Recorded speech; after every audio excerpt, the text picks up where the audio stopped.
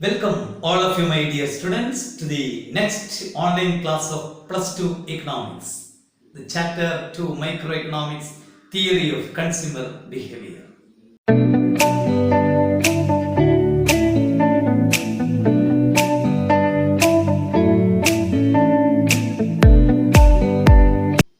Yes, okay. In the previous class, we studied an important topic of budget set of the consumer. Budget set of the consumer is decided by his income and the prices of goods which he wants to purchase. ഒരു ഉപഭോക്താവിന്റെ budget സെറ്റിനെ സംബന്ധിക്കുന്ന കാര്യം മുമ്പേയുള്ള ക്ലാസ്സിൽ നമ്മൾ മനസ്സിലാക്കി കഴിഞ്ഞു. ഒരു ഉപഭോക്താവിന്റെ ബജറ്റ് സെറ്റിനെ തീരുമാനിക്കുന്നത് അയാളുടെ ഇൻകവും ആ വരുമാനം ഉപയോഗിച്ചുകൊണ്ട് അയാൾ വാങ്ങുവാൻ ആഗ്രഹിക്കുന്ന വസ്തുക്കളുടെ വിലകളുമാണ്. അങ്ങനെ നിങ്ങളുടെ വരുമാനവും നിങ്ങൾ നൽകുന്ന വസ്തുവിന് നൽകുന്ന വിലകളും അടിസ്ഥാനപ്പെടുത്തിക്കൊണ്ട് തയ്യാറാക്കപ്പെട്ടിരിക്കുന്ന ബജറ്റ് സെറ്റിലെ ചില ബണ്ടിലുകളാണ് ഇവിടെ നൽകിയിരിക്കുന്നത്. Suppose these are the bundles given to you for the purchase. That is, take the first bundle 150, second bundle 210, third bundle 36, fourth bundle 43, and the fifth and the last bundle is 51. Take the first bundle. The quantity of good one, for example, pen is 1 unit. And the 15 represents the quantity of good 2. For example, your book, you want to purchase book. അതായത് ഒന്നാമത്തെ ബണ്ടിലിൽ നിങ്ങൾ വാങ്ങിക്കുന്ന ഒന്നാമത്തെ വസ്തു പേനയാണെന്ന് വിചാരിക്കുക, 1 യൂണിറ്റും. ആ ബണ്ടിലിൽ തന്നെ രണ്ടാമത്തെ വസ്തുവിന്റെ അളവ് എന്ന് പറയുന്നത് 15 യൂണിറ്റുമാണ്. And take the second case, 210. Here the quantities of good 1 is 2 units. And the quantity of good 2 is 10 units. രണ്ടാമത്തെ ബണ്ടിലേക്ക് എത്തുമ്പോഴേക്കും നമുക്ക് കാണാൻ പറ്റുന്നത് ഒന്നാമത്തെ വസ്തുവിന്റെ അളവ് എന്ന് പറയുന്നത് 2 യൂണിറ്റും രണ്ടാമത്തെ വസ്തുവിന്റെ അളവ് എന്ന് പറയുന്നത് 10 യൂണിറ്റുമാണ്. ഇങ്ങനെ വ്യത്യസ്ത അളവുകളുടെ ഗുഡ് 1ന്റെയും ഗുഡ് 2ന്റെയും വ്യത്യസ്ത അളവുകളെ കാണിക്കുന്ന ബജറ്റ് സെറ്റിലെ ഏതാനും ബണ്ടിലുകളാണ് ഇവിടെ തിരഞ്ഞെടുത്തിരിക്കുന്നത്. But one important point to be realized that these all bundles in the budget set of consumer provides equal or same satisfaction to the consumer. നിങ്ങൾ പേനയും ബുക്കും വാങ്ങിക്കുമ്പോൾ ഈ ബണ്ടിലുകളാണ് തിരഞ്ഞെടുക്കുന്നതെങ്കിൽ ആ ബണ്ടിലുകൾക്ക് ഒരു പ്രത്യേകതയുണ്ട്. എന്താ പ്രത്യേകത? ഈ ബണ്ടിലുകളെല്ലാം തന്നെ നിങ്ങൾക്ക് തുല്യമായ സംതൃപ്തിയാണ് നൽകുക. നിങ്ങൾ തയ്യാറാക്കിയിരിക്കുന്ന ബജറ്റ് സെറ്റിൽ കാണുന്ന ഈ ബണ്ടിലുകളെല്ലാം തന്നെ നിങ്ങൾക്ക് നൽകുന്നത് ഒരേ സംതൃപ്തിയായിരിക്കും. Equal level of satisfaction will be provided by these bundles to you. അപ്പൊ എന്താണ്? The consumer will be indifferent. Consumer നിസ്സംഗത കാണിക്കുന്നത് കാണാം. എന്താ നിസ്സംഗത? ഇങ്ങനെ ഒരേ ലെവൽ ഓഫ് സാറ്റിസ്ഫാക്ഷൻ കാണിക്കുന്ന ബണ്ടിലുകൾ നമ്മളെ മുന്നിൽ വന്നു കഴിഞ്ഞാൽ എന്താ ഉണ്ടാവുക? നമ്മളെ സംബന്ധിച്ചിടത്തോളം, ഒരു കൺസ്യൂമറിനെ സംബന്ധിച്ചിടത്തോളം അത് വാങ്ങണമോ ഇത് വാങ്ങണമോ എന്നുള്ള കൺഫ്യൂഷൻ ഉണ്ടാവും. അങ്ങനെ അത് വാങ്ങണമോ ഇത് വാങ്ങണമെന്ന് കൺഫ്യൂഷൻ ഉണ്ടാകുന്നതിന്റെ കാരണം എന്താ? Because all these bundles provide same satisfaction. ഏത് വാങ്ങിയാലും നിങ്ങൾക്ക് കിട്ടുന്ന ഒരേ സംതൃപ്തിയാ. അപ്പം ഏത് വാങ്ങണം എന്നുള്ള അല്ലെങ്കിൽ ഏത് സെലക്ട് ചെയ്യണം എന്നുള്ള കൺഫ്യൂഷൻ ഉണ്ടാകുന്നു. അങ്ങനെ ഏത് വാങ്ങണം എന്നുള്ള ഇൻഡിഫറന്റ് ആവുന്ന ബണ്ടിലുകളെ നമുക്ക് we can call as indifferent bundles. നിസ്സംഗത ബണ്ടിലുകൾ എന്ന് നമുക്ക് ഇവയെ വിളിക്കാം. അപ്പോൾ ഈ ബണ്ടിലുകളെല്ലാം തന്നെ നിസ്സംഗത കാണിക്കുന്ന ബണ്ടിലുകളാണ്. ഉപഭോക്താവ് നിസ്സംഗത സ്വഭാവം കാണിക്കുന്ന ബണ്ടിലുകളാണ് എന്ന് വേണം നമ്മൾ മനസ്സിലാക്കാൻ. Then we try a graph based upon the quantities of these bundles. ഈ ബണ്ടിൽസുകളുടെ അളവുകളുടെ അടിസ്ഥാനത്തിൽ നമ്മൾ ഇനി ഒരു graph വരക്കുവാൻ തയ്യാറാവുകയാണ്. Then we plot all these bundles or the quantities of bundles on a graph. To plot or to draw the graph, on y-axis we measure the quantities of good A, that is pen. On y-axis we measure the quantities of good B, that is books. അതായത് നമുക്കിവിടെ കിട്ടിയിരിക്കുന്ന ബണ്ടിലുകളുടെ അളവുകളെയൊക്കെ കാണിക്കുന്നതിന് വേണ്ടി അതിനെ പ്രതിനിധാനം ചെയ്യുന്ന ഒരു graph നമ്മൾ വരച്ചെടുക്കുകയാണ്. ആ ഗ്രാഫ് വരക്കുമ്പോൾ ഒന്നാമത്തെ വസ്തു, അതായത് പേനയുടെ അളവ് നമ്മൾ X അക്ഷത്തിലും, രണ്ടാമത്തെ വസ്തുവായ ഗുഡ് ബി അതിന്റെ, അതായത് പുസ്തകത്തിന്റെ അളവുകൾ നമ്മൾ Y അക്ഷത്തിലും അളന്നെടുക്കുന്നു. ഓരോ ബണ്ടിലുകളെയും നമ്മൾ ഗ്രാഫിലേക്ക് പ്ലോട്ട് ചെയ്യാം. ടേക്ക് ദ ഫസ്റ്റ് ബണ്ടിൽ 115 1:15 എന്നുള്ളതാണ് ആദ്യത്തെ ബണ്ടിൽ. 1:15 അടയാളപ്പെടുത്തുമ്പോൾ അവിടെ നമുക്ക് A എന്ന പറയുന്ന ബിന്ദു കിട്ടും. അതേപോലെ രണ്ടാമത്തെ ബണ്ടിലിനെ നമ്മൾ അടയാളപ്പെടുത്താം. Plot second bundle, that is എന്താ സെക്കൻഡ് ബണ്ടിലിന്റെ പ്രത്യേകത? 2 units of good A and 10 units of good B. 2 unit good എയുടെ അളവ്, 10 യൂണിറ്റ് ഗുഡ് ബിയുടെ അളവ്. അപ്പോൾ ബി എന്ന് പറയുന്ന പോയിന്റ് കിട്ടും. ഇതേപോലെ സി അടയാളപ്പെടുത്തുമ്പോൾ നമുക്ക് കിട്ടുന്നത് എന്തായിരിക്കും? 3 യൂണിറ്റ് എയും 3 യൂണിറ്റ് പെന്നും, അതേപോലെ 6 യൂണിറ്റ് ബുക്കുമായിരിക്കും. അടുത്തതിലേക്ക് നമ്മൾ നീങ്ങുമ്പോൾ, ഡിയിലേക്ക് നമുക്ക് നീങ്ങുമ്പോൾ നമുക്ക് കാണാൻ പറ്റുന്നത് അവിടെ 4 യൂണിറ്റ് പേനയും 3 യൂണിറ്റ് ബുക്കുമായിരിക്കും അവിടെ നമുക്ക് വാങ്ങിക്കാൻ സാധിക്കുന്നത്. Last one is 5 units of pen and only 1 unit of book. അപ്പോൾ A B C D E എന്നീ ബിന്ദുക്കൾ ഗ്രാഫിൽ പ്ലോട്ട് ചെയ്യുമ്പോൾ നമുക്ക് കിട്ടുന്ന ബിന്ദുക്കളാണ്. എന്തായി ബിന്ദുക്കളുടെ പ്രത്യേകത? All these points represent indifferent bundles of the consumer. By joining these A, B, C, D and E, we get a graph. ഈ ബിന്ദുക്കളെ നമ്മൾ യോജിപ്പിക്കുമ്പോൾ നമുക്കൊരു ഗ്രാഫ് കിട്ടുന്നതായി കാണാം. That graph is known as indifference curve. ആ ഗ്രാഫിനെയാണ് നമ്മൾ ഇൻഡിഫറൻസ് കർവ്, നിസ്സംഗത വക്രം എന്ന് വിളിക്കുന്നത്. Today our topic of second year economics, that is second chapter, theory of consumer behavior, is indifference curve. അപ്പോൾ ഈ ഗ്രാഫിനെ ബന്ധിപ്പിച്ചുകൊണ്ടുള്ള, ഇൻഡിഫറൻസ് കർവ് എന്ന് പറയുന്ന ഗ്രാഫിനെ ബന്ധിപ്പിച്ചുകൊണ്ടുള്ള കാര്യമാണ് ഇനി നമ്മൾ പഠിക്കാൻ പോകുന്നത്.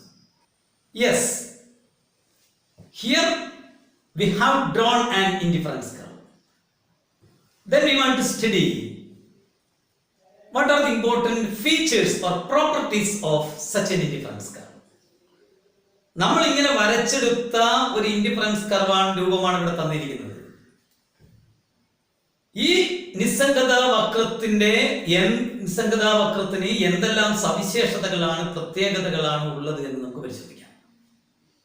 That means we want to study the important properties or features or characteristics of an indifference curve. അങ്ങനെ ഒരു നിസ്സംഗതാ വക്രം വരച്ചാൽ അതിനെന്തൊക്കെ പ്രത്യേകതകൾ ഉണ്ടാകുന്നു എന്നുള്ളതാണ് ഇനി നമ്മൾ മനസ്സിലാക്കാൻ പോകുന്നത്. ഒരു കാര്യം കൂടി അവിടെ കൂട്ടിച്ചേർക്കേണ്ടതുണ്ട്. ഇങ്ങനെയൊക്കെ നമ്മൾ കടയിൽ ചെന്ന് വാങ്ങുമ്പോൾ നമ്മളിങ്ങനെ കടയിൽ എത്തിയതിനു ശേഷം ഒരു പേപ്പർ എടുത്ത് അതിലേക്ക് ഒരു ഇൻഡിഫറൻസ് കർവ് വരച്ച് ഇങ്ങനെയൊക്കെയാണ് നമ്മൾ വസ്തു വാങ്ങുക എന്നുള്ള ഒരു ചിന്ത നിങ്ങൾക്ക് ഉണ്ടാകരുത്. ഈ കാര്യങ്ങളൊക്കെ ഒരു കൺസ്യൂമർ എന്നുള്ള നിലക്ക് നമ്മുടെ മനസ്സിലൂടെ കടന്നു പോകാനിടയുള്ള ഒരു ബിഹേവിയർ ആണ് എന്ന് വേണം മനസ്സിലാക്കാൻ. അല്ലാതെ കടയിൽ ചെന്ന് നമ്മളൊരു ഇൻഡിഫറൻസ് കർവ് ഒക്കെ വരച്ച് കാര്യങ്ങൾ വാങ്ങുമെന്ന് തെറ്റായി ധരിക്കരുത്. So we want to analyze what are the important properties of indifference curve. The first important property of indifference curve is that it is negatively sloping. That means it is sloping from left to right downwards. അതായത് ഏത് നിസ്സംഗതാ വക്രം നിങ്ങൾ വരച്ചാലും അതിന്റെ ചെരിവ് negative ആയിരിക്കും. അത് ഇടത്തു നിന്ന് വലത്തോട്ടേക്ക് താഴേക്ക് ചെരിഞ്ഞു വരുന്നതായി കാണാം. വൈ? എന്തുകൊണ്ട്? By the limited income of the consumer, when he purchases more of a good in a bundle, the quantity of other goods should be reduced. അതായത് നമ്മുടെ കയ്യിലുള്ള വരുമാനം പരിമിതപ്പെടുന്നത് കൊണ്ട് തന്നെ നമ്മൾ ഒരു ബണ്ടിലിലെ ഒരു വസ്തുവിന്റെ അളവൊന്ന് കൂട്ടാൻ ശ്രമിച്ചാൽ തീർച്ചയായും രണ്ടാമത്തെ വസ്തുവിന്റെ അളവ് കുറയ്ക്കേണ്ടതായി വരും. നമ്മുടെ വരുമാനം പരിമിതമാണ്. നോക്കൂ, 1.15 1 യൂണിറ്റ് പെന്നും 15 യൂണിറ്റ് ബുക്കുമാണ്. എന്നാൽ രണ്ടാമത്തെ ബണ്ടിൽ പരിഗണിക്കുമ്പോൾ പെന്നിന്റെ അളവ് 2ലേക്ക് വർദ്ധിച്ചു. പക്ഷേ പുസ്തകത്തിന്റെ അളവ് 15 നിന്ന് 10 കുറഞ്ഞു പോയി. അപ്പൊ ഒന്നിന്റെ അളവ് കൂട്ടുമ്പോ മറ്റൊന്നിന്റെ അളവ് കുറയ്ക്കേണ്ടതായി വരുന്നു. So the slope is negative. അതുകൊണ്ടാണ് അതിന്റെ സ്ലോപ്പ് നെഗറ്റീവായി വരുന്നത്. ഒരു പ്രത്യേകത അതാണ്. ദ സെക്കൻഡ് വൺ, രണ്ടാമത്തെ പ്രത്യേകത എന്ന് പറയുന്നത് two indifference curve never intersect to each other. രണ്ട് നിസ്സംഗതാ വക്രങ്ങൾ ഒരിക്കലും പരസ്പരം കൂട്ടിമുട്ടുകയില്ല. അതായത് ഒരു നിസ്സംഗതാ വക്രത്തെ കട്ട് ചെയ്തുകൊണ്ട് നമ്മൾ വേറൊരു നിസ്സംഗതാ വക്രം വരക്കുവാൻ പാടില്ല. What is the reason? Bino, ഞാൻ പറഞ്ഞിട്ടുണ്ട്, all bundles on an indifference curve provide same level of satisfaction, and the bundles on another indifference curve provide another levels of satisfaction. ഒരു നിസ്സംഗതാ വക്രത്തിന് മുകളിലുള്ള എല്ലാ ബണ്ടിലുകളും ഒരേ നിലവാരത്തിലുള്ള സാറ്റിസ്ഫാക്ഷൻ ആണ് തരിക. അതിന് മുകളിലോ താഴെയോ നമ്മൾ വേറൊരു നിസ്സംഗതാ വക്രം വരച്ചു കഴിഞ്ഞാൽ അതിന് മുകളിലുള്ള ബണ്ടിലുകളുടെ പ്രത്യേകത എന്ന് പറയുന്നത് അത് വേറൊരു ലെവൽ ഓഫ് സാറ്റിസ്ഫാക്ഷൻ ആണ് തരിക. അതുകൊണ്ട് സാറ്റിസ്ഫാക്ഷൻ ഒരിക്കലും പരസ്പരം കൂട്ടിമുട്ടുകയില്ല. അത് ഓരോ ലെവല് തന്നെയാണ്. അതുകൊണ്ടാണ് രണ്ട് ഇൻഡിഫറൻസ് കർവ് ഒരിക്കലും കൂട്ടിമുട്ടുകയില്ല എന്ന് പറയുന്നത്. It's A second important property of indifference curve. Third one is indifference curve never touches on either axis. നിസ്സംഗതാ വക്രം ഒരിക്കലും രണ്ടക്ഷത്തിലും കൂട്ടിമുട്ടാൻ പാടില്ല. എന്ന് പറഞ്ഞാൽ അത് എക്സ് അക്ഷത്തിൽ മുട്ടാൻ പാടില്ല, വൈ അക്ഷത്തിൽ മുട്ടാൻ പാടില്ല. എക്സ് അക്ഷത്തിലും വൈ അക്ഷത്തിലും ഒന്നിച്ചു മുട്ടാൻ പാടില്ല. എന്തുകൊണ്ടാ? എക്സ് അക്ഷത്തിൽ മുട്ടുകയാണെങ്കിൽ ഗുഡ് എയുടെ അളവ് 0 ആവും. വൈ അക്ഷത്തിൽ മുട്ടുകയാണെങ്കിൽ ഗുഡ് ബിയുടെ അളവ് 0 ആവും. ഏതെങ്കിലും ഒരു ഗുഡ് തീരെ വാങ്ങിക്കാതെ 0 ആവുക എന്ന് പറഞ്ഞാൽ അതിന്റെ അർത്ഥം ആ ഗുഡിന്റെ അളവ് തീരെ ഇല്ലാന്നാ. അതിനെ നമ്മൾ പ്രിഫർ ചെയ്യില്ല. നമുക്കതിന് സാറ്റിസ്ഫാക്ഷൻ കിട്ടില്ല. നമ്മൾ വാങ്ങിക്കുമ്പോൾ പേനയും വാങ്ങണം, പുസ്തകവും വാങ്ങണം. അതുകൊണ്ട് ആ ഒരു കാരണം കൊണ്ട് ഇൻഡിഫറൻസ് കർവ് എക്സ് അക്ഷത്തിലോ വൈ അക്ഷത്തിലോ മുട്ടുവാൻ പാടില്ല. Yes, the fourth and the last important property of indifference curve is indifference curve is convex to origin, and we want to understand what is the reason for the convexity of indifference curve.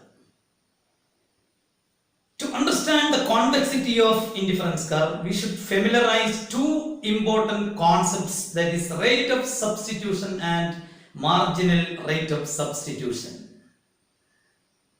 Rate of substitution means the rate at which the quantity of a good is given up for more quantity of another good. And marginal rate of substitution means the rate at which the quantity of a good is given up for one more unit of quantity of another good. അതായത് ഒരു നിസ്സംഗതാ വക്രം വരക്കുമ്പോൾ അതിനുള്ള ഏറ്റവും പ്രധാനപ്പെട്ട നാലാമത്തെ പ്രത്യേകത എന്ന് പറയുന്നത് അത് ഒറിജിന് കോൺവെക്സ് ആയിരിക്കും എന്നുള്ളതാണ്. എന്തുകൊണ്ടാണ് നാം വരച്ചെടുക്കുന്ന നിസ്സംഗതാ വക്രം ഒറിജിന് കോൺവെക്സ് ആകുന്നത്? അതിന്റെ കാരണത്തെ നാം പരിശോധിക്കേണ്ടതുണ്ട്. നിസ്സംഗതാ വക്രം ഒറിജിന് കോൺവെക്സ് ആകുന്നതിന്റെ കാരണത്തെ മനസ്സിലാക്കാൻ നമ്മുടെ രണ്ട് പ്രധാനപ്പെട്ട ആശയങ്ങളെ മനസ്സിലാക്കിയെടുക്കാൻ ശ്രമിക്കുക. ഒന്ന്, റേറ്റ് ഓഫ് സബ്സ്റ്റിറ്റ്യൂഷൻ, പ്രതിസ്ഥാപനത്തിന്റെ നിരക്ക്. Second one marginal rate of substitution, സീമാന്ത പ്രതിസ്ഥാപന നിരക്ക്. നമുക്ക് ഒന്നാമത്തേലേക്ക് ഒന്ന് പോകാം. പ്രതിസ്ഥാപനം എന്ന് പറഞ്ഞാൽ, പ്രതിസ്ഥാപിക്കുക എന്ന് പറഞ്ഞാൽ, സബ്സ്റ്റിറ്റ്യൂഷൻ എന്ന് പറഞ്ഞാൽ സാധാരണ നമ്മൾ ഫുട്ബോൾ കളിയിലൊക്കെ സബ്സ്റ്റിറ്റ്യൂഷൻ കാണാറില്ലേ, ഒരാൾക്ക് പകരം മറ്റൊരാൾ. ഇതേപോലെ തന്നെ ഒരു ഗുഡ് കൂടുതൽ കിട്ടാൻ വേണ്ടി മറ്റൊരു ഗുഡ് ഉപേക്ഷിക്കുക, ഒഴിവാക്കുക, അതാണ് സബ്സ്റ്റിറ്റ്യൂഷൻ. അതിന്റെ റേറ്റ് എന്താ? റേറ്റ് എന്ന് പറയുന്നത് ഒരു വസ്തുവിന്റെ കൂടുതൽ അളവ് ലഭിക്കാൻ വേണ്ടി നമ്മൾ എന്തളവാണോ മറ്റൊരു വസ്തുവിന്റെ അളവിനെ ഉപേക്ഷിക്കേണ്ടി വരുന്നത്, ആ അളവിനെയാണ് പ്രതിസ്ഥാപനത്തിന്റെ നിരക്ക് എന്ന് പറയുന്നത്. അത് കണ്ടുപിടിക്കാൻ നമ്മൾ ചെയ്യേണ്ടത് ഉപേക്ഷിക്കേണ്ടി വരുന്ന വസ്തുവിന്റെ അളവിനെ വർദ്ധിപ്പിക്കുവാൻ വേണ്ടി നമ്മൾ കൂട്ടിച്ചേർത്ത വസ്തുവിന്റെ അളവ് കൊണ്ട് എന്ത് ചെയ്യുക? ഹരിക്കുക എന്നുള്ളതാണ്. ഒന്നുകൂടി ഒരു എക്സാമ്പിൾ പറഞ്ഞാൽ വളരെ പെട്ടെന്ന് മനസ്സിലാവും. Consider the bundle 115 here. First bundle 1.15 നമ്മൾ നേരത്തെ മനസ്സിലാക്കിയ ബണ്ടിലാണ്. അതിൽ നിന്ന് നമ്മൾ രണ്ടാമത്തെ ബണ്ടിലേക്ക് നീങ്ങുന്നു. എന്താ രണ്ടാമത്തെ ബണ്ടിലിന്റെ പ്രത്യേകത? 2 quantities of good 1 and 10 quantities of good 2. അപ്പോ ഒന്നാമത്തെ ബണ്ടിലിൽ ഒന്നാമത്തെ വസ്തുവിന്റെ അളവ് 1 യൂണിറ്റ്, രണ്ടാമത്തെ വസ്തുവിന്റെ അളവ് 15 യൂണിറ്റ്. രണ്ടാമത്തെ ബണ്ടിലിൽ ഒന്നാമത്തെ വസ്തുവിന്റെ അളവ് 2 യൂണിറ്റ്, രണ്ടാമത്തെ വസ്തുവിന്റെ അളവ് 10 യൂണിറ്റ് മാത്രം. അപ്പോ ഒന്നാമത്തെ വസ്തുവിന്റെ അളവ് വർദ്ധിപ്പിക്കാൻ നമ്മളിവിടെ 15 നിന്ന് 10 കുറയ്ക്കേണ്ടി വന്നു എന്ന് പറഞ്ഞാൽ 5ന്റെ കുറവ് വന്നു. അപ്പൊ രണ്ടാമത്തെ ഗുഡിന്റെ അളവ് എത്ര നമ്മൾ കുറച്ചിരിക്കുന്നു? 5 യൂണിറ്റ് കുറച്ചിരിക്കുന്നു. അപ്പൊ 5 ഡിവൈഡഡ് ബൈ ഒന്നാമത്തെ വസ്തുവിന്റെ അളവിൽ എത്ര മാറ്റം വരുത്തിയിരിക്കുന്നു? 1 യൂണിറ്റ് മാറ്റം വരുത്തിയിരിക്കുന്നു. ബൈ 5 ഡിവൈഡഡ് ബൈ 1 സമം 5. That is rate of substitution. അതാണ് പ്രതിസ്ഥാപന നിരക്ക്. ഇനി ഇതെപ്പോഴാണ് മാർജിനൽ ആകുന്നത്? We know what is the meaning of marginal. Marginal means addition of 1 more unit. ഒരു യൂണിറ്റ് കൂടി കൂടുതൽ ചേർക്കുക എന്നുള്ളതാണ്. ഒരു യൂണിറ്റ് കൂടി കൂടുതൽ ചേർക്കുന്നതിന് വേണ്ടി ഒരു വസ്തുവിന്റെ അളവ് എത്രത്തോളം ത്യജിക്കേണ്ടി വന്നു, ഉപേക്ഷിക്കേണ്ടി വന്നു, ആ അളവിന്റെ നിരക്കിനെയാണ് മാർജിനൽ റേറ്റ് ഓഫ് സബ്സ്റ്റിറ്റ്യൂഷൻ, സീമാന്ത പ്രതിസ്ഥാപന നിരക്ക് എന്ന് വിളിക്കുക. ഇവിടെ നമ്മൾ ഈ ഉദാഹരണത്തിലേക്ക് നോക്കൂ. ഒന്നാമത്തെ ബണ്ടിൽ 1.15, രണ്ടാമത്തെ ബണ്ടിൽ 2.10. ഒന്നാമത്തെ ഗുഡിന്റെ അളവ് 1 നിന്ന് 2 വർദ്ധിക്കുക എന്ന് പറഞ്ഞാൽ 1 യൂണിറ്റ് വർദ്ധിക്കുക എന്നാണ് അതിന്റെ അർത്ഥം. അപ്പോൾ നമ്മൾ രണ്ടാമത്തെ ഗുഡിന്റെ അളവ് എത്രയാ കുറച്ചിരിക്കുന്നത്? 5 യൂണിറ്റ് ആണ്. അപ്പൊ ഇവിടെ MRS കാണാൻ 5/1 എന്ന് കിട്ടും. ഒരു എളുപ്പത്തിലൊരു കാര്യം മനസ്സിലാക്കാൻ, എപ്പോഴും MRS കാണുമ്പോൾ ഡിവൈഡഡ് ബൈ 1 എന്നാണ് മാത്രമേ വരൂ. കാരണം എന്താ? 1 യൂണിറ്റ് ആണ് അധികമായി ചേർക്കുന്നത്. അപ്പൊ ഡിവൈഡഡ് ബൈ 1 വരും. പക്ഷെ റേറ്റ് ഓഫ് സബ്സ്റ്റിറ്റ്യൂഷന് അങ്ങനെ ആയിക്കൊള്ളണമെന്നില്ല. എത്ര ആളുകളും നമുക്ക് റേറ്റ് ഓഫ് സബ്സ്റ്റിറ്റ്യൂഷൻ കാണാം. പക്ഷെ മാർജിനൽ റേറ്റ് ഓഫ് സബ്സ്റ്റിറ്റ്യൂഷൻ കാണുമ്പോൾ അവിടെ 1 യൂണിറ്റ് മാത്രമേ വരൂ. അതുകൊണ്ട് ഡിവൈഡഡ് ബൈ 1 മാത്രമേ എഴുതേണ്ടതുള്ളൂ. അതുകൊണ്ട് നമുക്ക് ഇങ്ങനെ പറയാം, marginal rate of substitution is the rate at which the quantity of a good is given up for 1 more unit of the quantity of another good. ഒരു വസ്തുവിന്റെ 1 യൂണിറ്റ് അധികമായി ലഭിക്കുന്നതിനായി ഉപേക്ഷിക്കേണ്ടി വരുന്ന രണ്ടാമത്തെ വസ്തുവിന്റെ അളവിന്റെ നിരക്കിനെയാണ് സീമാന്ത പ്രതിസ്ഥാപന നിരക്ക് എന്ന് പറയുന്നത്. നമ്മൾ ഈ ബണ്ടിലുകളുടെ ഒക്കെ കേസിൽ സീമാന്ത പ്രതിസ്ഥാപന നിരക്ക് കണ്ടുപിടിച്ചാൽ നമുക്കൊരു പ്രവണത കാണാം, ഒരു ട്രെൻഡ് കാണാം. What is that trend? The marginal rate of substitution is diminishing. അത് കുറഞ്ഞു വരുന്നതായി കാണാം. ഒന്നാമത്തെ ബണ്ടിൽ മാത്രം ഒരിക്കലും MRS ഉണ്ടാവില്ല. എന്തുകൊണ്ടാ? 1 യൂണിറ്റ് കൂടി വരുമ്പോഴാണ് MRS. നോക്കിയേ, ഇവിടെ നോക്കിക്കഴിഞ്ഞാൽ നമുക്ക് കാണാൻ പറ്റുന്നത്, ഈ ടേബിളിൽ നമുക്ക് കാണാൻ പറ്റുന്നത് MRSന്റെ അളവ് കാണുമ്പോൾ അതിന്റെ അളവ് ആദ്യത്തെ 5, പിന്നെ 4, പിന്നെ 3, പിന്നെ 2 ഇങ്ങനെ കുറഞ്ഞുകൊണ്ടിരിക്കുകയാണ്. Due to falling MRS, due to diminishing MRS, the indifference curve is convex to origin. MRSന്റെ അളവ് കുറഞ്ഞു വരുന്നത് കൊണ്ടാണ് നമ്മൾ വരച്ചെടുക്കുന്ന നിസ്സംഗതാ വക്രത്തിന്റെ ആകൃതി കോൺവെക്സ് ഒറിജിൻ ആയി കിട്ടുന്നത്. So we can say that the convexity of indifference curve is due to diminishing marginal rate of substitution. സീമാന്ത പ്രതിസ്ഥാപന നിരക്ക് കുറഞ്ഞു വരുന്നത് കൊണ്ടാണ് നാം വരച്ചെടുക്കുന്ന നിസ്സംഗതാ വക്രത്തിന്റെ ആകൃതി ഒറിജിന് കോൺവെക്സ് ആകുന്നത്. So in shortly we can say that MRS, marginal rate of substitution, is the value of slope of indifference curve. അതുകൊണ്ട് MRS അപജയ സീമാന്ത പ്രതിസ്ഥാപന നിരക്കായിരിക്കും ഒരു നിസ്സംഗതാ വക്രത്തിന്റെ ചെരിവിന്റെ മൂല്യം എന്ന് പറയുന്നത്. Listen, the picture given here. Here we can see many indifference curves on the same graph. ഒരേ ഗ്രാഫിൽ തന്നെ, ഈ ചിത്രം നോക്കൂ, ഒരേ ഗ്രാഫിൽ തന്നെ ഒരുപാട് നിസ്സംഗതാ വക്രങ്ങളെ നിങ്ങൾക്ക് കാണുവാൻ സാധിക്കുന്നു.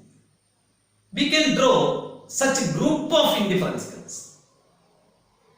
What does it represent? എന്താണ് ഇത് സൂചിപ്പിക്കുന്നത്? ഒരു കൂട്ടം നിസ്സംഗതാ വക്രങ്ങളെ നിങ്ങൾ ഒരു ചിത്രത്തിൽ വരച്ചാൽ എന്താണ് മനസ്സിലാക്കേണ്ടത്?